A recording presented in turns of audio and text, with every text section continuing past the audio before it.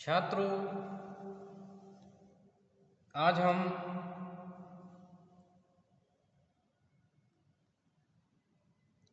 द्विवेदी युग के प्रसिद्ध कवि मैथिली शरण गुप्त की काव्यगत विशेषताओं की चर्चा करेंगे।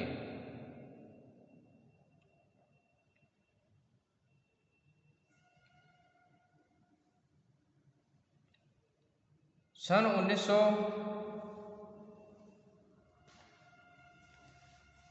से लेकर 1920 तक का समय द्विवेदी युग कहलाता है।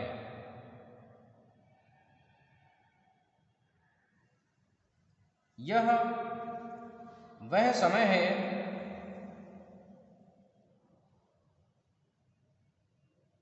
जब देश के कोने कोने से समाज सुधारक, राजनैतिक प्रतिनिधित्व,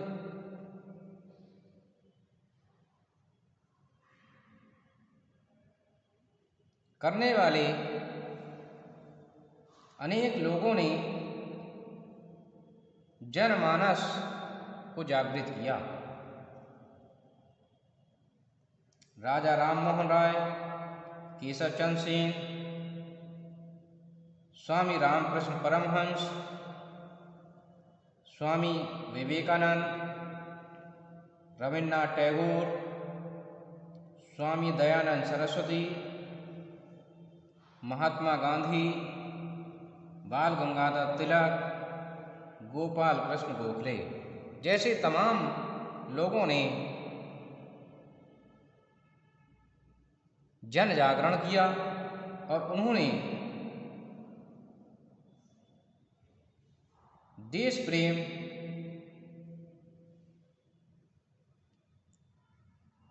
और स्वतंत्रता की बात कही। आचार्य महावीर प्रसाद द्विवेदी के मार्गदर्शन में अयोध्या सिंह उपाध्याय, हरिऔध, राम नरेश त्रिपाठी,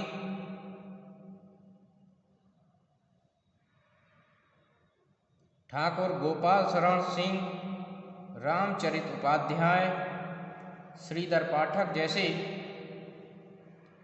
साहित्यकार साहित्य साधना में लगे हुए थे। इनके साथ साथ मैथिली शरण गुप्त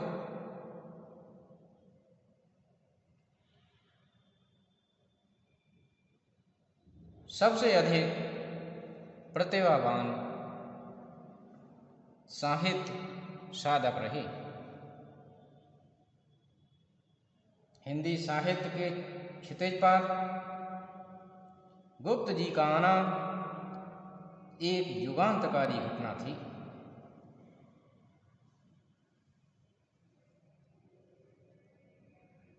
उन्होंने अपनी रचनाओं से साहित्य को समृद्ध किया और उसकी दशा और दिशा को निर्धारित किया। उनकी लोकप्रियता के कारण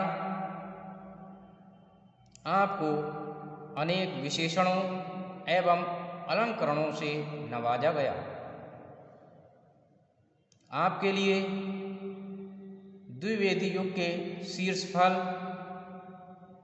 आधुनिक युग के वैतालिक, भारतीय संस्कृति के पुरस्कर्ता, युग प्रवर्तक, प्रतिनिधि कवि, राष्ट्र कवि, महाकवि आदि उपाधियों से अलंकृत किया गया। आज हम उनकी काव्यगत विशेषताओं एवं प्रवृत्तियों पर चर्चा करेंगे। सबसे पहली विशेषता है भारतीय गौरव की प्रतिष्ठा। गुप्त जी भारतीय गौरव और स्वाभिमान को जागृत करने वाले कवि रहे हैं।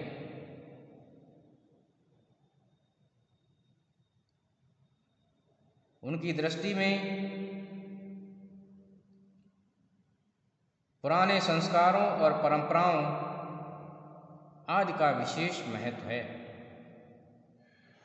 वे कहते हैं, संसार को पहले हम ही ने ज्ञान शिक्षा दान की, आचार की, व्यापार की, व्यवहार की, विज्ञान की। उनके काव्य की अगली विशेषता है सामाजिक आदर्श की स्थापना का प्रयास।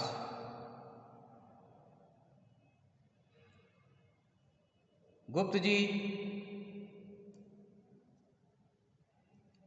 सामाजिक सुधार, राष्ट्रीय उत्थान में विश्वास रखते हैं। जब तक समाज का उत्थान नहीं होगा तब तक राष्ट्र का उत्थान संभव नहीं है।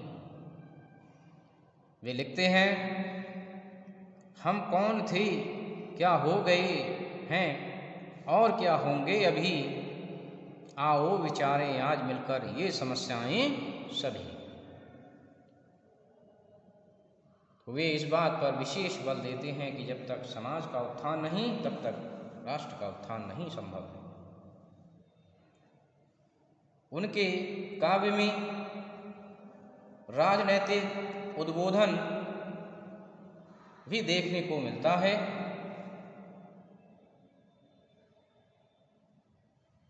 वे ये मानते हैं कि जब तक राजनैतिक शक्ति प्राप्त नहीं होगी तब तक देश का भला संभव नहीं है। इसके लिए वे धार्मिक ग्रंथों का प्रसंग भी लेते हैं। वे कहते हैं कि एक एक 100 अन्यायी कंसों को ललकारो, अपनी जन्मभूमि के ऊपर धन जीवन सब बारो। वे उद्बोधन करते हैं अपने जनमानस का कि जो दुष्ट प्रवृत्तियां हैं उनसे संघर्ष करके उन्हें हराओ। उनके काव्य की अगली विशेषता है असमानता के विरोधी।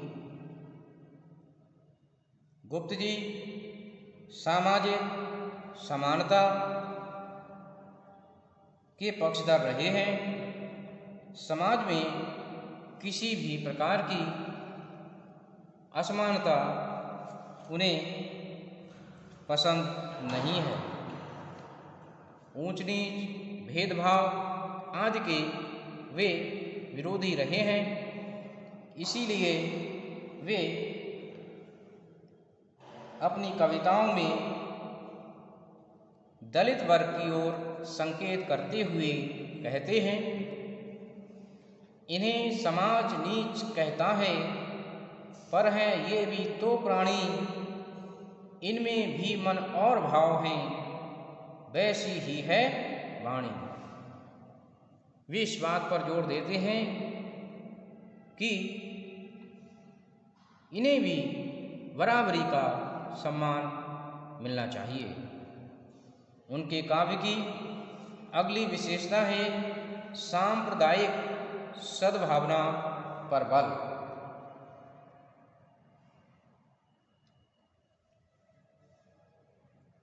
गुप्त जी विभिन्न संप्रदायों की एकता एवं समन्वय पर बल देते हैं। उनका यह मानना है कि सभी संप्रदायों को, धर्मों को संस्कृतियों को मिलजुल कर रहना चाहिए, एक दूसरे का सहयोग करना चाहिए, न कि विरोध करना चाहिए।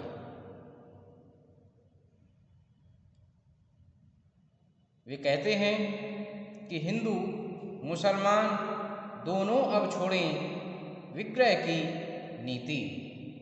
विग्रह अर्थात तोड़ना, अलग अलग करना, अर्थात वो कहते हैं कि अलगाव की स्थिति ठीक नहीं है, इससे हमारे राष्ट्र का भला होने वाला नहीं है। इसलिए हमें आपस में समन्वय स्थापित करना चाहिए। उनके काव्य की अगली विशेषता है स्वदेश प्रेम।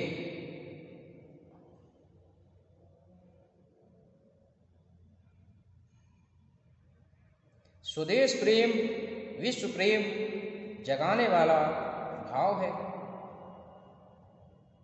गुप्त जी भारत के स्वर्णिम अतीत को देखते हैं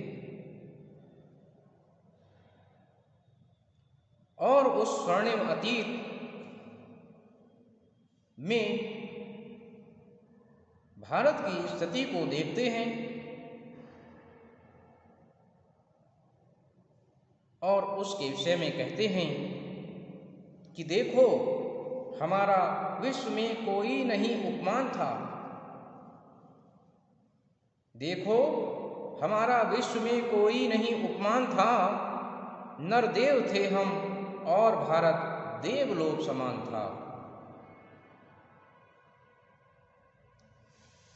उनके काव्य की अगली विशेषता है नारी जागरण पर बल या नारी उत्थान पर बल। वे अपने कविताओं के माध्यम से नारी जागरण पर बल देते हैं। वे उसकी अस्मिता की सुरक्षा के लिए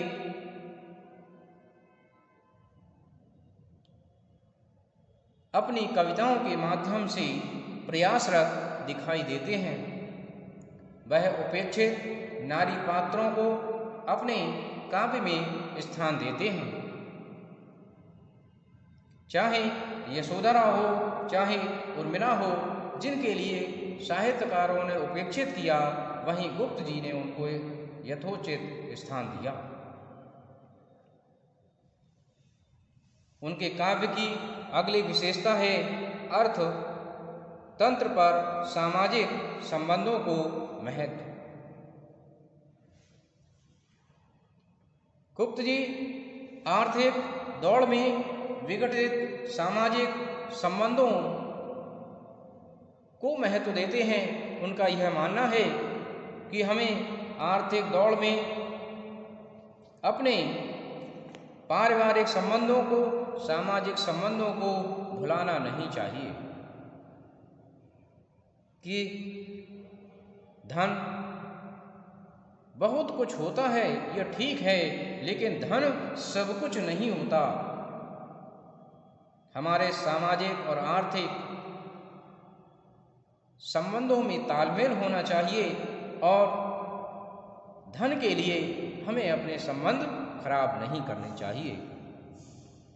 वे कहते हैं कि जाति जाति गाती गाती कह जाऊं ये बात, धन के पीछे जन जगती में उचित नहीं उत्पात।